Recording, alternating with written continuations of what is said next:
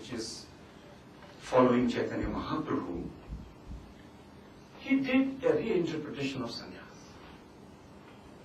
He said, I put my hands on the fire and take certain vows. Because he himself was initiated by Keshav Bharati. He was in the tradition of Swamiji. But then when he practiced that, he found that it is untenable. It is not practical.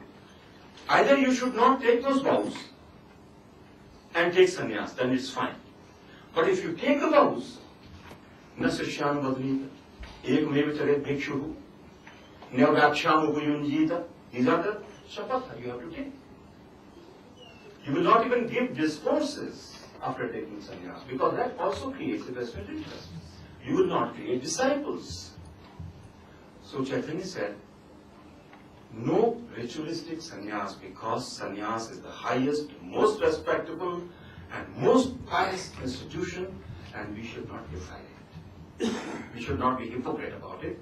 So he had a de facto sannyas called the Virat Bhava. So all his disciples, some of them were Viraktas. But in our tradition, if you are not married, then you lose your right to perform any rituals. You cannot perform any temple rituals.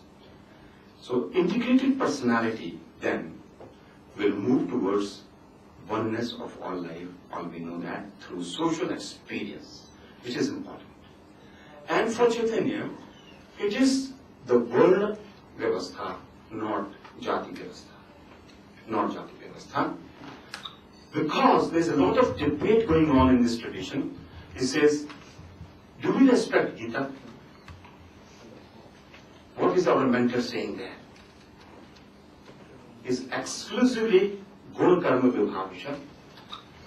Then the main text for our tradition is Vedavyasa's Bhagavad Purana. Was he born Brahmin? Probably a legitimate child of a board woman, if I am pardoned by the elders here.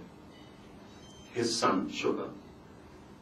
Suta, a bastard, a Dasiputra. Father is not known, Narada, again a bastard. I'm using very heretical language. Valmiki. What do we do about this? All these founders of the dharma, whatever dharma is all about, what do we do about them? So we have to come to the Varna to be a practical, and probably Gandhi was not that rigorous, he could not deny the jati and a mixture of that. So I can see your temptation to intervene. So Gandhi says this Varna Vyavastha is actually the law of being. It's a fantastic definition in one word. It's a law of human being existence. However, Gandhi wants in December 1390, the Shastra and the tradition lays down principles and leaves you to find the application for yourself. You have to find the application. And to explain this movement, which Gandhi wants to make, he wants us to make, I bring another story.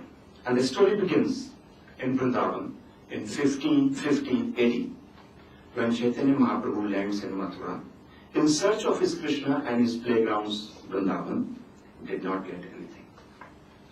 Physical Vrindavan was missing.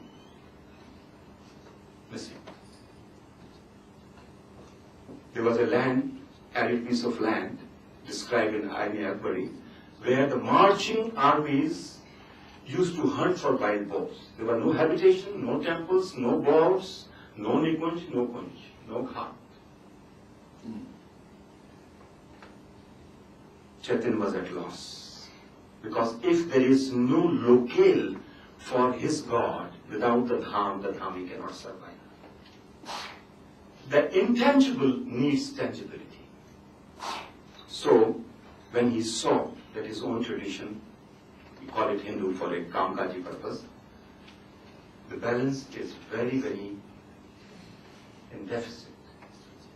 Other power has taken over the control of the systems, the civil society. So what do you do in that context? he had two options: either interact diabolically with the other, or you enter into a dialogue. These choices were very clear with him. He chose the dialogue. Despite being a non-resident Bengali, he was chased out of Bengal on religious persecution.